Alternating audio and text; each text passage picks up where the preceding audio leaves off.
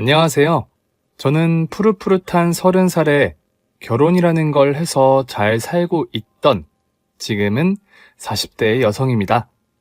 결혼 그까이 건 뭐 남들 다 하는 거고 나이 어느 정도 찼을 때쯤 옆에 괜찮다고 믿은 남자 하나 있었고 각자 집안에 오기까지 하다 보니 찬물에 후루룩 밥 말아 먹듯 어느새 저는 유부녀가 돼 있더군요. 물론 유부녀가 되기까지 쉽지만은 않았던 게 사실입니다. 시어머니 되실 분은 저를 딱히 마음에 들어하진 않으셨거든요. 제가 남편이랑 연애하고 있다는 걸 아셨을 때까지만 해도 저러다 헤어지겠거니 하셨던 모양이었어요. 결혼하겠다고 인사드리러 갔을 때 시어머님이 남편한테 딱 이렇게 얘기하셨거든요. 결국 얘랑 하게? 참, 지금 다시 생각해봐도 사람 앞에 두고 할 소린 아니죠. 누가 들어도 제가 마음에 들지 않는다는 티를 노골적으로 냈던 건데, 실은 제가 원래 성격이 좀 삐딱한 구석이 살짝 있어요. 저희 친정엄마가 저 키우시면서 저한테 제일 많이 하셨던 말이 하라는 것만 하고 하지 말라는 것만 안 하면 인생 좀 편하게 살 텐데 넌 왜 그러니? 바로 이거였거든요. 뭐랄까, 나는 소망한다. 내게 금지된 것을. 이게 제 인생의 모토였다고나 할까요? 제가 뭔가 하려고 시동을 부릉 걸 때 누군가 거기에 대해서 태클을 걸면 저는 오기가 발동해서 그걸 꼭 반드시 무슨 일이 있어도 하고야 마는 성격이었던 겁니다. 그러니 시어머니의 그런 노골적으로 저를 탐탁치 않아 하는 그 태도에도 저는 발끈해버리고 말았던 거죠. 지금 와서 생각하면 난 왜 그래야만 했을까? 땅을 치고 후회할 일이지만 뭐 아무튼 그땐 그랬습니다. 특히나 시어머니의 반대 이유라는 게 좀 별로였어요. 저는 전문대 호텔 조리학과를 졸업했거든요. 남편은 4년제 대학 호텔 경영학과를 나왔고요. 딱 아시겠죠? 전문대 나온 네가 감히 4년제 나온 내 아들을 후려? 뭐 요런 느낌? 근데 그거 아니거든요. 4년제 대학 나와 수년째 호텔 막내 매니저로 일하던 당신 아들이 전문대 나와서 호텔 주방에서 승승장구하던 저를 아주 제대로 후려서 결혼까지 오게 된 거였거든요. 그리고 무엇보다 시어머님이 아무리 저를 못마땅해 하셔도 저는 그 결혼을 할 수밖에 없었죠. 그때도 시어머님한테 당당하게 말씀드린 적이 있습니다. 어머님이 저 못마땅해 하셔도 어쩔 수 없네요. 제 뱃속에 어머님 손주 들어있거든요. 남편이 그것까진 얘기를 안 했는지 깜짝 놀라시는 것 같더군요. 그런데도 무슨 이유에선지 놀라는 티는 안 내셨죠. 누가 뭐래니? 아주 혼수 하나는 제대로 해가지고 오는구나. 시어머님 말씀은 분명 비꼬는 얘기였지만 저는 또 그걸 절대로 놓치지 않았습니다. 그쵸, 어머님. 혼수 하나 아주 제대로 했으니까 다른 건 형편되는 선에서 적당히 해도 되겠죠? 아들인데요. 이 집 대를 이을 혼수, 맞죠, 어머님? 제 얘기에 시어머님 얼굴은 아주 불그락 푸르락 동공지진 제대로 와 주시더군요. 그런데 뭐 어쩌겠어요. 당신이 먼저 뱉은 말인데다가 집도 뭐 그렇게 좋은 거 해주시는 정도는 아니었기에 더 이상 잡음 없이 깔끔하게 혼수 문제를 정리했죠. 사는 동안 가끔씩 했던 얘기 또 하고 또 하는 여느 어르신들처럼 시어머니는 잊을만 하면 한 번씩 그 문제를 끄집어내시긴 했지만 뭐 그건 별로 중요한 게 아니었습니다. 다 지나간 일인데요, 뭘. 지나간 일 왈가왈부 해봤자 뭐 하겠습니까? 그래봤자 그거 기억하고 있는 당사자만 억울하고 피곤한 일인 거죠. 보시다시피 저는 긴 건 기고 아닌 건 아닌 게 확실한 편인데다 뒤끝도 없는 편이어서 결혼을 한 후에는 오히려 무탈하게 잘 지낼 수 있었습니다. 시어머님 잔소리야 그 정도 잔소리는 어느 시어머니나 한다. 요렇게 생각하면 하나도 스트레스 받을 일 없었고, 오히려 그 잔소리 중에 제가 들을 만한 게 있으면 쏙 뽑아먹고, 아닌 거는 한 귀로 듣고 한 귀로 흘리면 그만이었으니까요. 남편도 딱히 속썩이는 거 없이 하던 일 계속 잘하고 있었고, 혼수로 해간 아들도 무럭무럭 자라 어느새 초등학교 1학년이 됐습니다.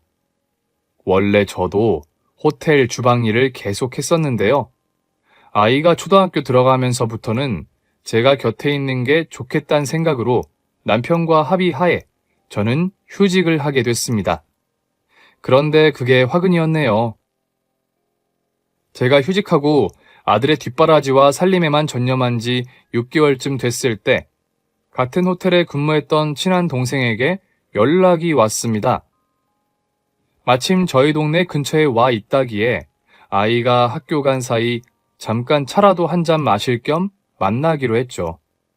그런데 그 동생의 얘기가 정말 충격 그 자체였습니다. 언니, 혹시 매니저님 요즘 괜찮아? 내 남편? 갑자기 내 남편은 왜? 너 호텔에서 매일 볼 거 아니야. 괜찮은지 아닌지 물어보지 그래. 그게 아니고, 아우, 내가 이 얘기를 언니한테 해야 되나 말아야 되나? 이 여우 같은 기집애야. 그렇게 얘기 꺼냈으면 100% 해야지. 말아야 되나는 뭐니? 좀스럽게. 뭔데? 해봐. 아, 언니, 김지배이님 알지? 불려시? 직원들 성과 내면 맨날 지가 다 가로채고 직원들 실수하면 책임은 안 지는 그 불려시? 근데 왜? 아니, 얼마 전부터 이상한 소문이 돌아. 호텔 VIP 룸에서 둘이 같이 나오는 거 본 사람들이 몇 있더라고. 내 남편이랑 불려시가? VIP 룸 손님 같이 상대하나 보지. 근데 그게 왜? 아니, 착하면 척이지. 언니는 원래 이렇게 둔했어? 아니면 결혼하고 애 낳고 살다 보면 다 언니처럼 둔하게 돼? 친한 동생은 저를 답답해했습니다. 그런데 저 둔한 여자 아닙니다. 제가 호텔 휴직한 지 6개월 동안 연락 한 번 없던 그 동생이 갑자기 제 생각이 났다고 전화 왔을 때부터 뭔가 이상한 낌새를 눈치챘고요. 심지어 우리 동네 근처라는 얘기 듣고는 98% 확신했습니다. 제 남편 얘기할 거라는 거요. 그리고 나머지 2%는 그 불려시 이름 꺼내자마자 100%가 됐죠. 아니, 120% 확신했습니다. 저는 이미 짐작부터 확신까지 모두 끝냈지만 그렇다고 회사 동료 앞에서 그걸 티내고 싶진 않았을 뿐이에요. 그래, 내 남편이 그년이랑 바람났다고 어떻게 그걸 동료 앞에서 쿨하게 인정하겠습니까? 그래봤자 요놈의 지지배는 또 호텔에 돌아가서 동료들에게 그 언니가 이러더라 하면서 조잘조잘 나불댈 게 뻔한데요. 그래서 끝까지 모른 척 둔한 여자 코스프레 했습니다. 결국 동생도 아유 됐다 언니. 내가 괜한 얘기를 한 것 같네. 그냥 언니 편한 대로 생각해. 남의 집 일에 내가 감나라 배나라 할 것도 아니고. 이렇게 마무리하고 갔습니다. 부글부글 속이 끓어오르는 걸 애써 참고 끝까지 웃으면서 동생을 배웅했죠. 실은 저요, 이미 오래전부터 눈치 까고 있었습니다. 휴직하기 직전에 알아챘죠. 저희 호텔에서는 휴직을 하려면 문제의 그년, 김지배인이란 사람에게 컨펌을 받아야 하는데요. 특히 육아휴직 같은 경우에는 이 여시가 엄청 까다롭게 군다는 걸 모두 알고 있단 말이죠. 나이 40 되도록 아직 시집 안 가고 일에만 매달려 지내서 그런지 여성 직원들이 육아휴직만 한다고 하면 온갖 꼬투리를 다 잡아가며 모욕을 주기로 유명했다고요. 이래서 여직원들은 안 된다느니 육아휴직하는 여자들은 유급 휴가 주면 안 된다느니 하면서요. 뭐 그 돈을 지가 줍니까? 지 통장에서 빠져요? 그것도 아니면서 매번 그런 식이니 여직원들이 생리휴가나 육아휴직 한번 쓰려면 그 여자의 그 묘한 시기 질투에서 비롯된 모욕을 견뎌야 한다고 소문이 파다했단 말입니다. 그런데 유독 제가 육아휴직을 쓰겠다고 했을 땐 찍소리도 없이 사인해주더군요. 이게 뭐지 싶었습니다. 처음엔 진짜 100% 궁금해서 제가 물었죠. 육아휴직 쓴다는데 별 얘기 없으시네요? 박 매니저한테 얘기 들어서. 제 남편이요? 김지배인님한테 제 육아휴직 얘기를 했다고요? 왜요? 글쎄, 뭐랄까, 뭐 어차피 내가 알게 될 테니까 미리 한 거 아닐까? 뭐라고 얘기했는데요? 그러니까 부주병장이 이제 곧 휴직계 가지고 올 거라고. 제가 이렇게 꼬치꼬치 캐물을 줄은 몰랐는지 한눈에 보기에도 당황한 기색이 역력했죠. 뭔가 둘러대고 있다는 게 눈에 훤히 보였습니다. 사람이 당황해서 빨리 그 대화를 빠져나가는 법. 화제를 다른 데로 돌린다. 그 여시도 바로 그 수법을 이용했습니다. 근데 부주방장 애가 벌써 초등학교 1학년이나 됐어? 아유, 둘이 결혼한다고 했을 때가 엊그제 같은데. 네? 저희 결혼할 때 지배인님이 이 호텔에 계셨던가요? 어? 둘이 언제 결혼했더라? 내가 어떻게 알았지? 그 얘기를 하는 순간 김지배인이 처음 우리 호텔로 발령받아 왔을 때 남편이 했던 얘기가 생각났습니다. 발령받아 온 첫날 둘이 복도에서 활짝 웃으면서 인사하는 걸 제가 봤거든요. 그래서 퇴근길에 남편한테 물어봤었죠. 당신 김지배인님이랑 원래 알던 사이야? 대학 선배야. 자긴 공부 더 한다고 유학 갔었거든. 그래서 그렇게 반갑게 인사했구나. 반갑지 엄청. 아직도 결혼을 안 했더라고. 반가운 거랑 결혼 안 한 거랑은 또 무슨 상관이래? 그때 그 아련해지던 남편의 눈빛, 앞뒤가 맞지 않는 한마디 말. 그땐 대수롭지 않게 넘겼었는데 이제 와 생각하니 아주 구린 냄새가 풀풀 나더구만요. 참 어이가 없어서 거기서 더 파봤자 요 불려시가 요리조리 피해갈 게 불보듯 뻔했어요. 좀 더 캐서 등에서 식은땀 좀 나게 해줄까 하다가 관뒀습니다. 상황 파악이 어느 정도 된 이상 그 다음 스텝은 따로 있으니까요. 괜히 제가 여기서 눈치 깐 거 티내봤자 수습할 여지만 주는 거란 생각이 들었습니다. 그래서 일단 깔끔하게 육아휴직계 받고 끝냈죠. 속도 편하다고요? 그럴 리가 있겠습니까? 세상 어느 여자가 자기 남편이 바람피는 거 눈치채고도 쿨할 수 있겠어요. 제가 무슨 에어컨입니까? 쿨하게? 그날 동료들과 잠시 이별을 기념하는 송별회를 하는 내내, 그리고 집에 돌아오는 내내 속이 뒤집혀서 물 한 모금도 못 마셨다고요. 머리를 굴려야 했습니다.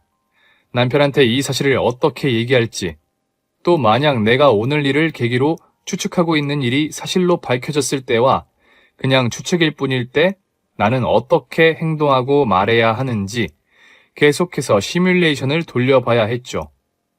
이런 일 앞에서 바보처럼 당하거나 홧김에 일을 그르치는 어리석은 사람이 되고 싶진 않았으니까요. 똑똑하고 야무지게 처리부터 복수까지 깔끔해야 한다고, 그러니 제발 감정이 이성을 앞지르는 일은 없어야 한다고 내내 저를 다스리고 또 다스렸단 말입니다.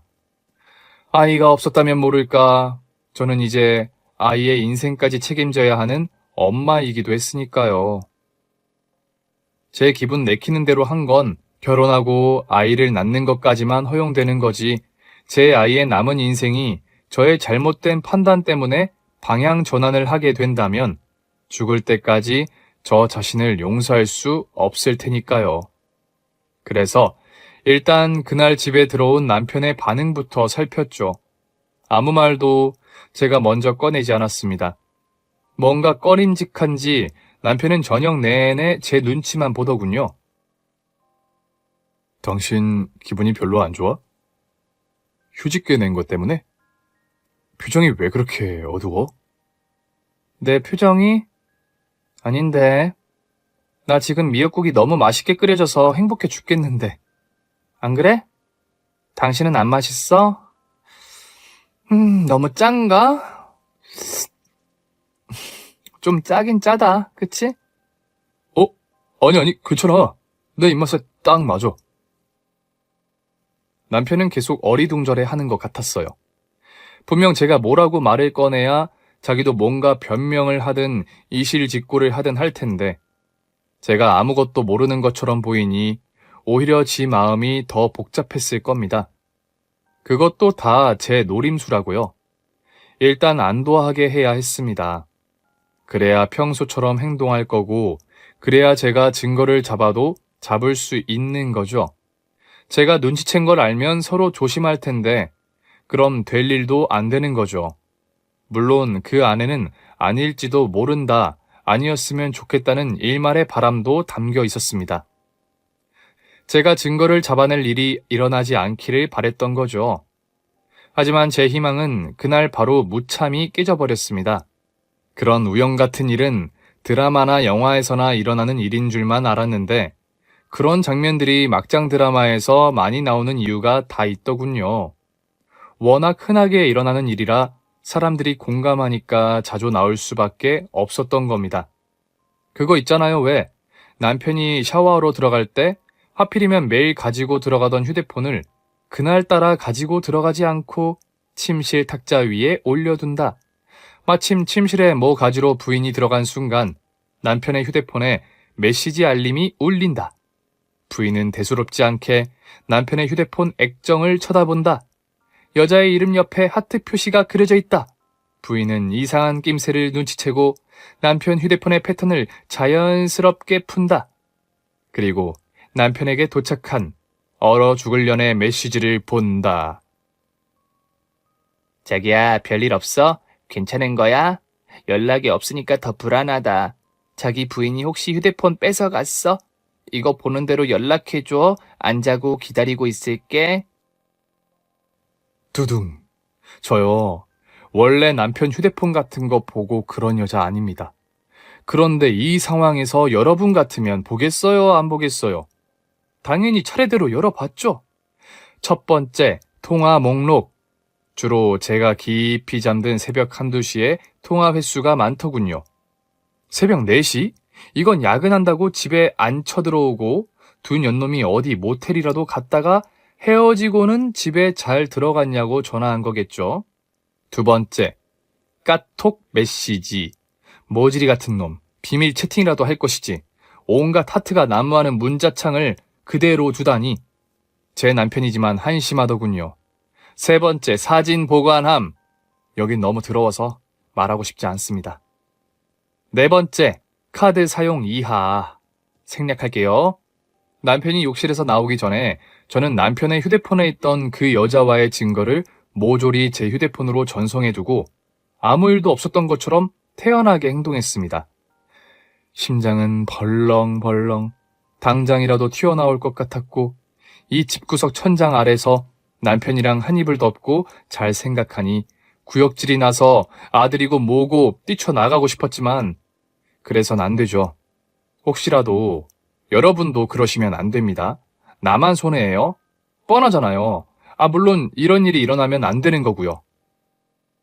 그리고 그날 이후로 저는 계속해서 빼도 박도 못하는 증거들을 모으기 시작했습니다. 당연히 사람 샀죠. 흥신소요.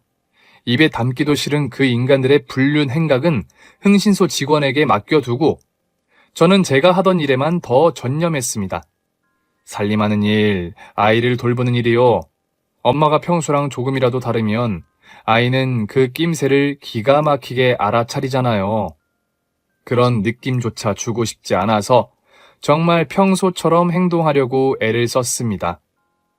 일말의 동요도 없이요.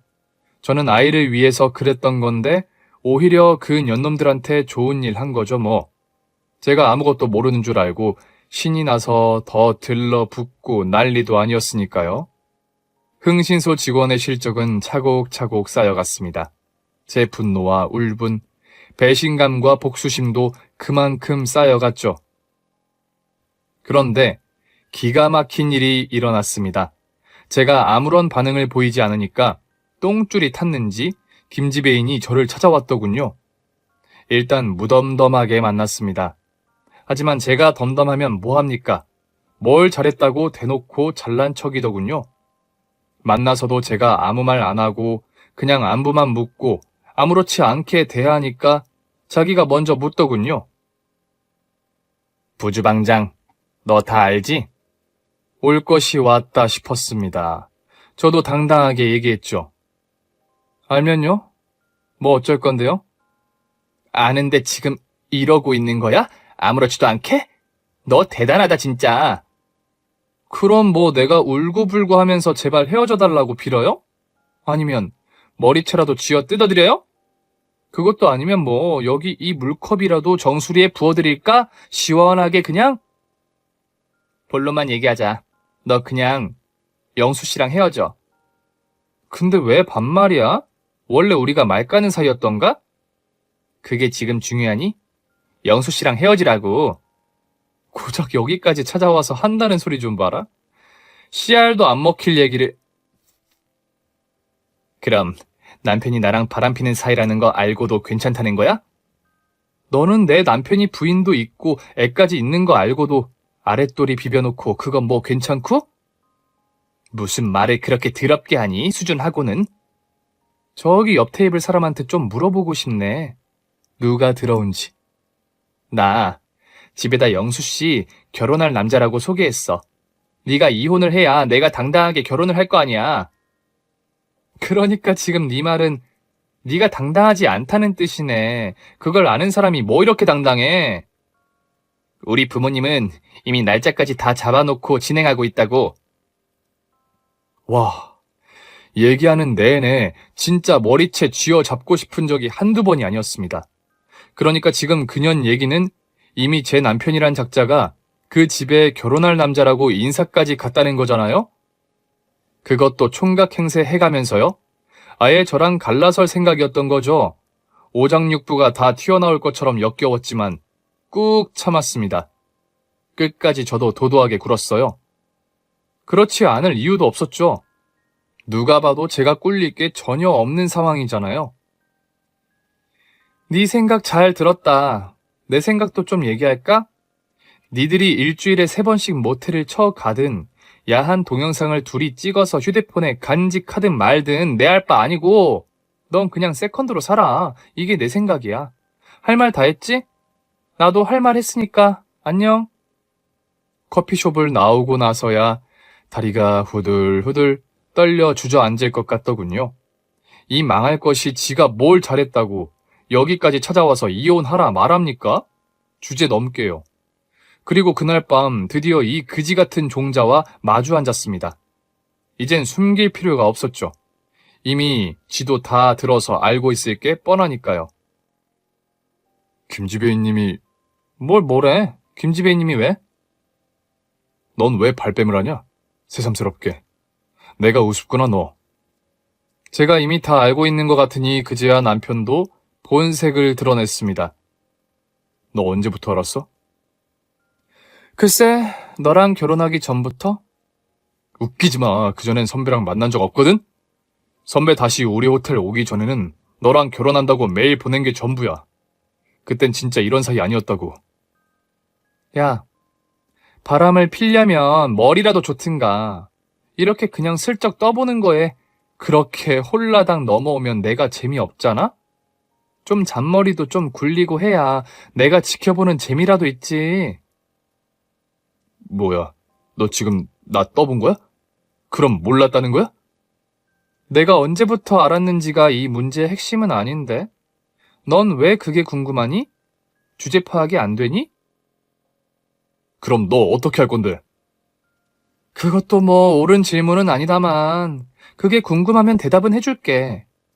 이혼, 내가 그걸 왜 해? 누구 좋으라고? 지은아, 그건 좀 일이 이렇게까지 됐는데 어떻게 산다는 거야? 왜 못 살아? 남편이 아랫도리 한번 잘못 놀렸다고 다 헤어지지? 아, 물론 헤어지는 것도 좋은 방법이긴 하지.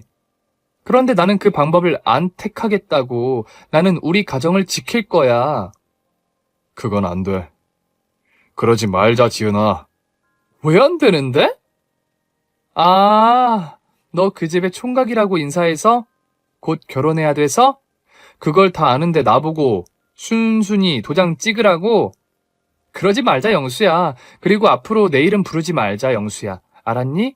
난 은석이 방에서 잘 테니까 넌 나가서 그년한테 가든지 말든지 알아서 해. 아, 혹시 갈 거면 가서 그년한테 똑똑히 전해라. 앞으로 나를 형님으로 잘 모시라고. 그래야 첩살이 편하게 시켜준다고. 맞습니다. 그게 제가 택한 방법이었어요. 누군가는 저더러 답답하다고 하겠죠? 남편이 바람난 것도 모자라 총각 행세하며 상간녀 집에 인사까지 갔다는데 그걸 그냥 내치지 뭐하러 참고 사냐고요. 거듭 말씀드리지만 저라고 마냥 속이 편해서 그랬겠습니까?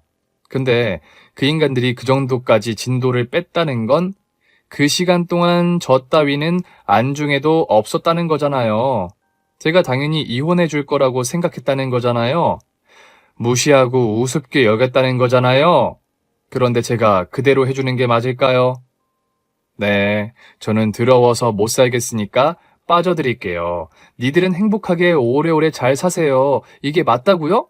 저는 그렇게 생각하지 않았습니다. 제가 뭐가 아쉬웠어요? 제가 뭐가 못나서요? 제가 다 차근차근 계획을 세웠다고 했잖아요. 그땐 이미 감정 다 빼고 한때 똑순이 소리 좀 듣던 이성 100% 발휘해서 이미 어떻게 살 건지에 대한 생각을 다 맞춰둔 상태였습니다.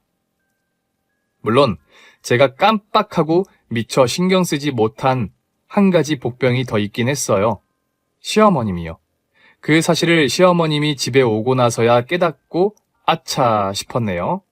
거기까진 생각을 못했었는데 시어머님의 태도를 보니 방향은 금방 잡혔습니다.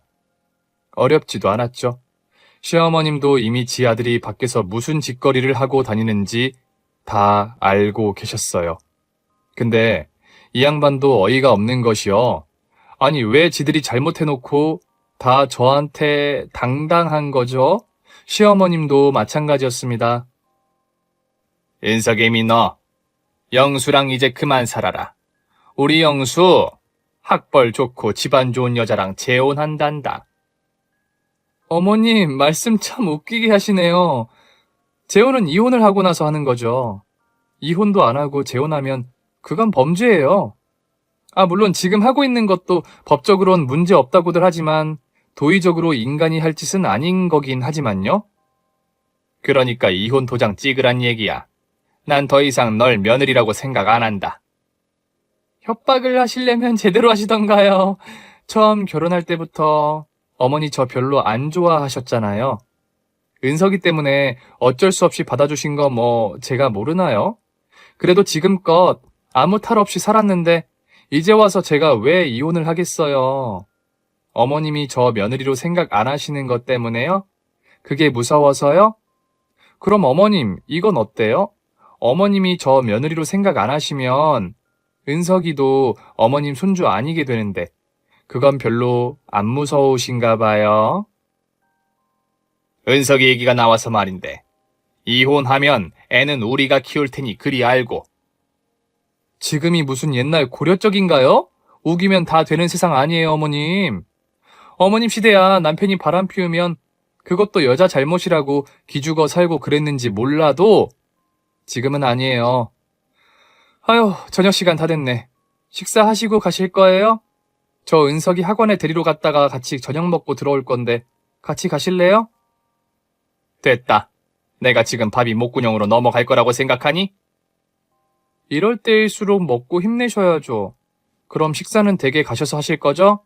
제가 챙겨드리면 좋은데 은석이랑 오늘 햄버거 먹기로 약속을 해서요. 같이 나가시죠. 아무도 없는 집에 괜히 혼자 계시지 마시고요. 시어머님이 아예 대놓고 그러시니 저도 오히려 더 편했어요. 또 다른 플랜을 잡지 않아도 됐으니까요. 그렇게 저는 끝까지 버티기 작전을 시작했습니다. 정말 많은 인내심이 필요한 일인 거 왜 몰랐겠어요. 형식적으로만 부부라는 이름 아래 갇혀 있을 뿐 남편은 아예 그년이랑 따로 살림을 차렸고요. 그 덕에 저는 왜 아빠가 요즘은 함께 살지 않는지에 대해 궁금해하는 제 아들에게 상처받지 않게 잘 설명하느라 전전긍긍해야 했죠. 다른 건 다 견딜만 하고 참을 수 있었는데 그게 제일 힘든 부분이었죠. 그렇다고 아들에게 아빠는 요즘 바쁘다던가 잠깐 길게 출장을 갔다는 거짓말을 하고 싶진 않았어요. 그래서 이렇게 설명해줬죠. 요즘 엄마랑 아빠는 생각이 서로 많이 다르다는 걸 알았어. 은석이 왜 그거 기억나? 저번에 옆동 살던 세영이가 친구들 막 때리고 다니는 거 보고 은석이가 쟤랑은 친구 안 할래. 엄마한테 그렇게 얘기했잖아. 응, 세영이한테 내가 친구 때리는 거 아니라고 친절하게 말했는데도 세영이가 말이 안 통했으니까 그랬지. 그래, 맞아.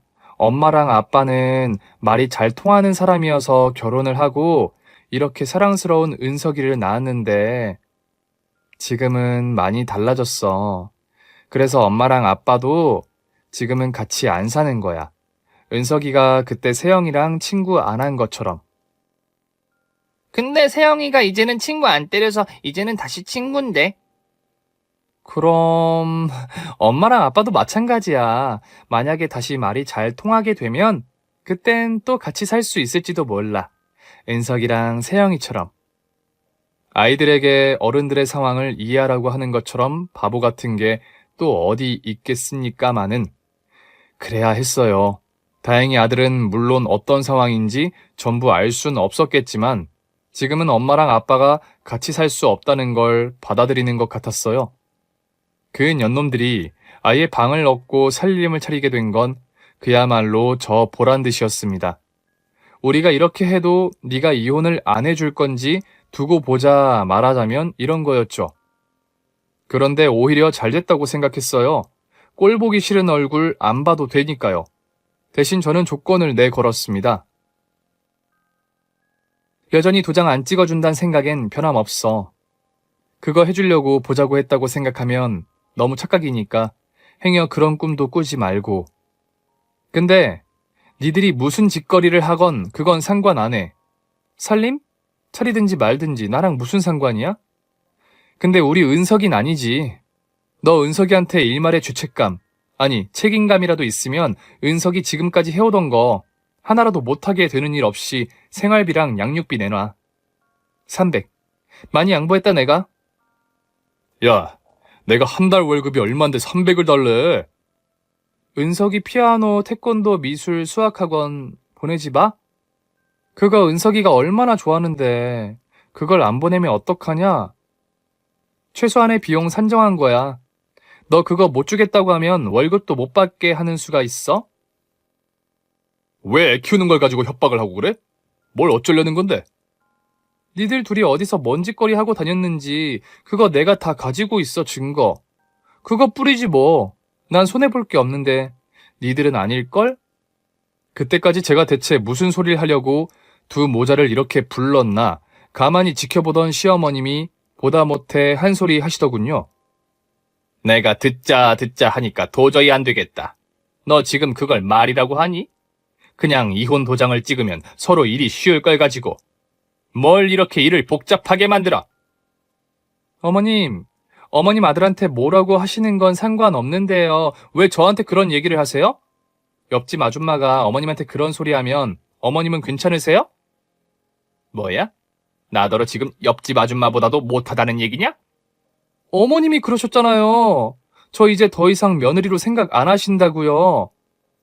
그건 내가 홧김에 한 소리고. 아유, 아무튼 지간에 그냥 도장 찍어 갈라서 뭘 그렇게 어렵게 살아. 제가 어렵게 살든 말든 그건 제 선택이니까요. 이혼 도장 저라고 왜 안 찍고 싶겠냐고요. 그런데 생각을 해보세요. 이혼하면 양육비, 생활비 그거 그만큼 못 받아요. 절대. 법정 양육비가 정해져 있고 남편이란 놈은 어떻게 해서든 최소한으로 주려고 기를 쓸 거란 말입니다. 제 친구 중에 한 명도 남편이 바람피워서 결국 이혼했는데 한 달에 양육비 70만 원 준대요. 그걸로 요즘 세상에 애를 어떻게 키웁니까? 전기요금도 오르고 수도세도 오르고 물가는 하늘을 찌르고 다 오르는 마당에요. 애 밥 3끼나 먹이겠어요? 그 돈으로? 어떻게 될지 불보듯 뻔한데 제가 왜요? 혹시 제가 지금 일을 계속하고 있다면 얘기는 달라질 수 있겠지만 어쨌든 저는 지금 아이를 위해 육아휴직을 선택했고 유급 휴가이긴 하지만 기본급이 나오는 거기 때문에 그거 가지고는 택도 없단 말입니다. 그래서 그런 거예요. 무슨 미련이 있어서가 아니란 말입니다. 그런데도 계속해서 되도 않는 이혼 얘기나 찌끄리고 있는 두 모자한테 제가 아예 단단히 일렀습니다. 더럽고 치사하니까 300만 원 그까이 거 받지 말까요? 그럼 저 당장 일하러 나가야 되는데 그럼 은석이 제가 못 보고 어디 맡겨야 되고 저도 은석이도 편하게 시간 못 쓰니까 어머님도 당연히 못 보실 거고 너는 어림도 없고 그래도 괜찮겠어? 아니지. 그러니까 매달 10일 네 월급 날짜에 맞춰서 꼬박꼬박 300만 원 그거 제 날짜에 안 들어오는 달엔 은석이 못 볼 줄 알아. 맞습니다. 제 계획의 가장 중요한 기준은 아이였어요. 무슨 일이 있어도 아이에게 조금도 피해가 가지 않게 할 것. 물론 100% 그럴 순 없을 거라는 건 알지만 그래도 최대한이요. 그래야만 했습니다. 그 조건을 걸고 둘이 살림을 차리건 말건 알아서 하라고 한 거였어요. 아이를 못 보게 되거나 아이가 좋아하는 걸 못하게 되는 게 그래도 아빠로서 두렵긴 했나 봐요.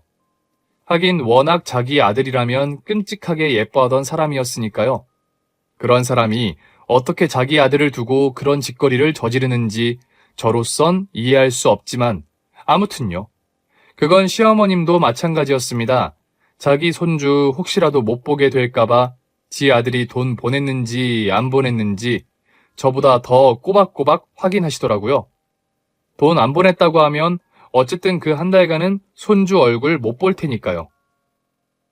그러면서도 그 와중에 그 인간들 어디 가서 외식도 하고 쇼핑도 하면서 행복한 가족 행세 꽤나 하고 다닌 모양입니다.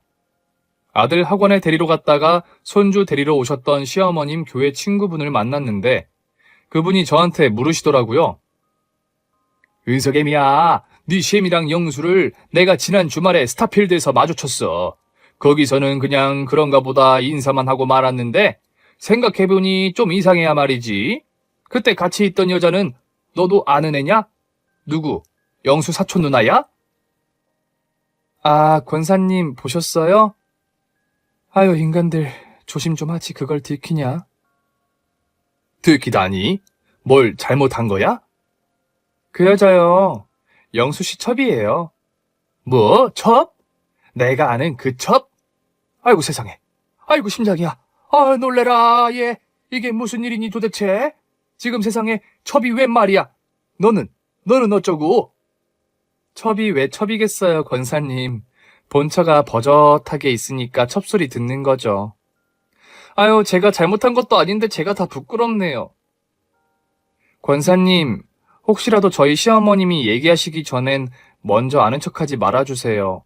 시어머님 괜히 교회에서 얼굴도 못 들고 다니실까 걱정되네요. 세상에 이렇게 착한 애를 두고 아이고 말세다 말세야.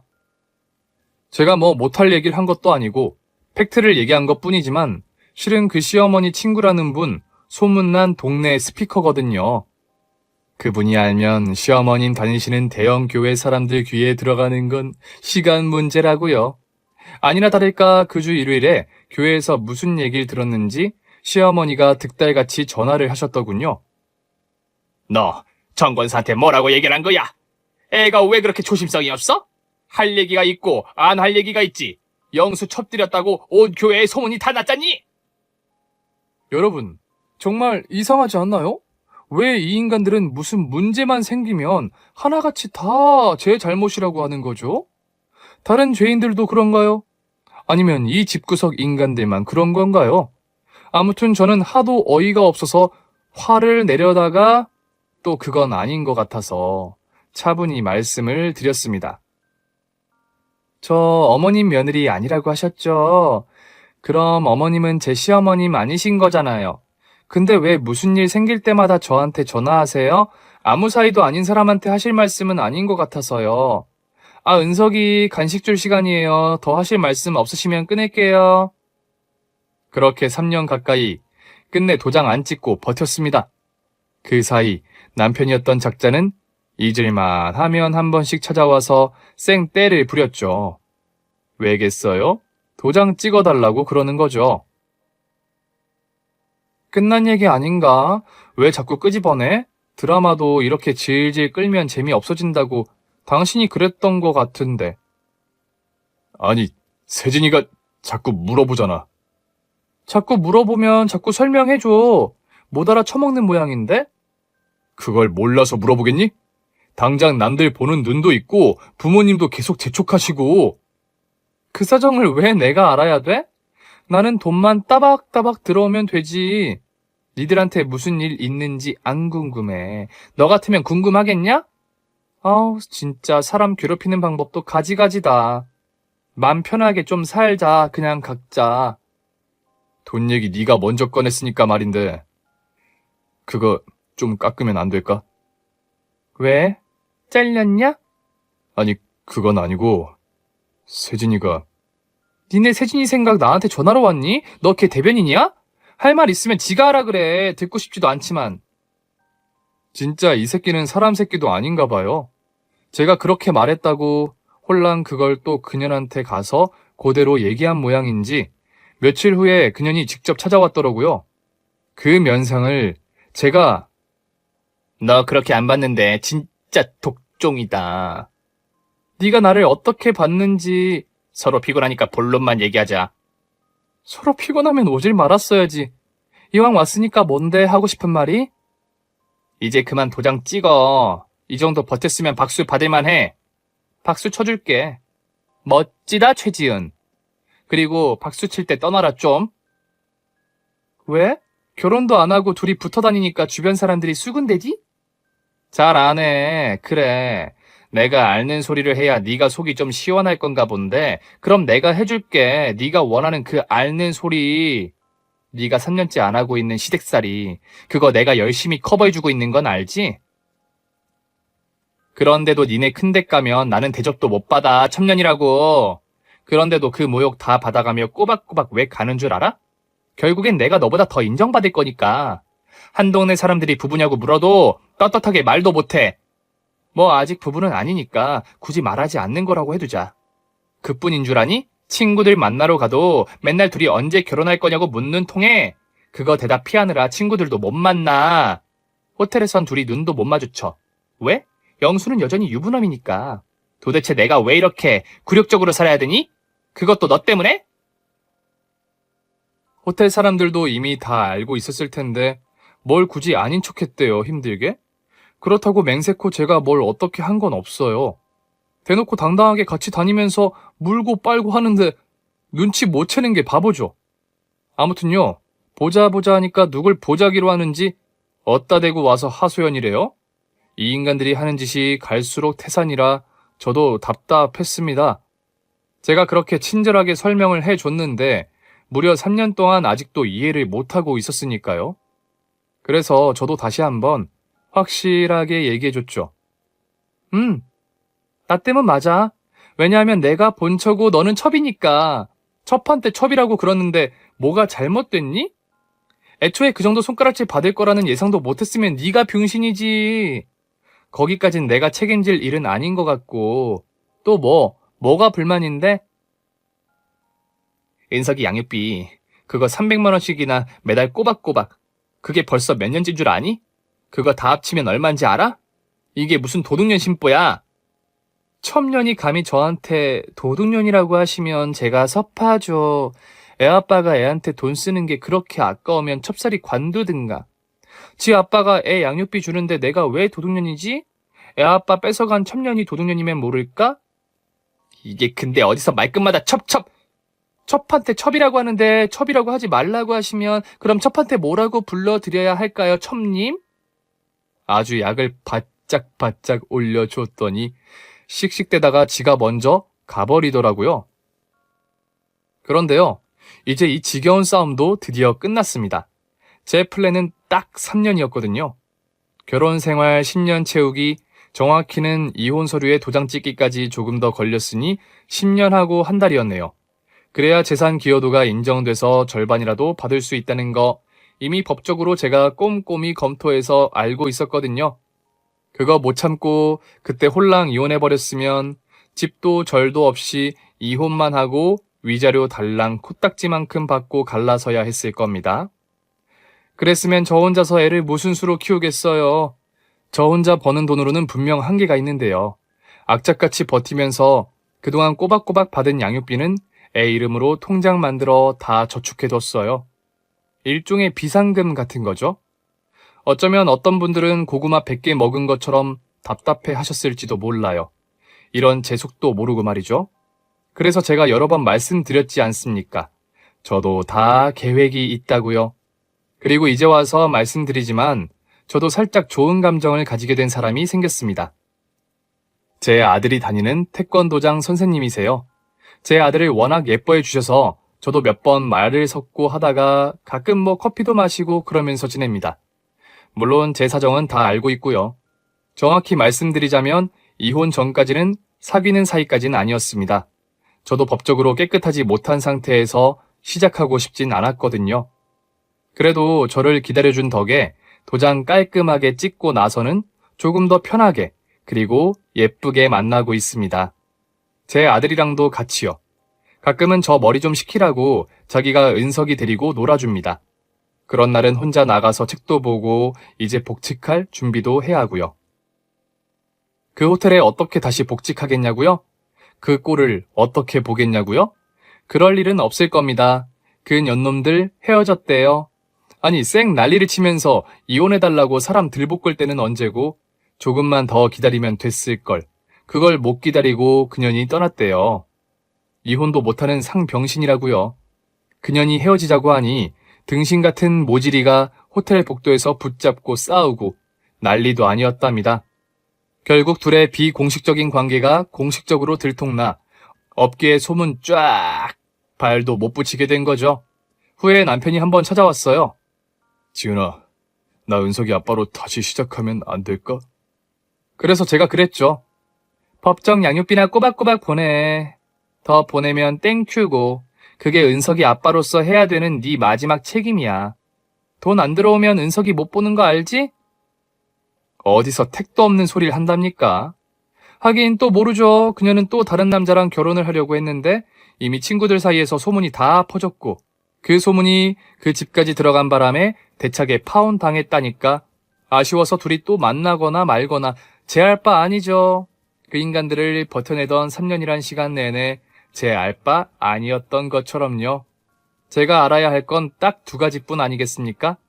사랑하는 내 아들, 그리고 제 옆을 지켜주는 저 든든한 남자요. 그거면 저는 충분히 행복합니다. 암요, 행복하다마다요. 오늘 준비한 사연은 여기까지입니다. 재미있게 들으셨다면 구독과 좋아요, 알림 설정까지 눌러주세요. 그럼 저는 다음 사연으로 찾아뵐게요. 오늘도 건강하고 행복하세요.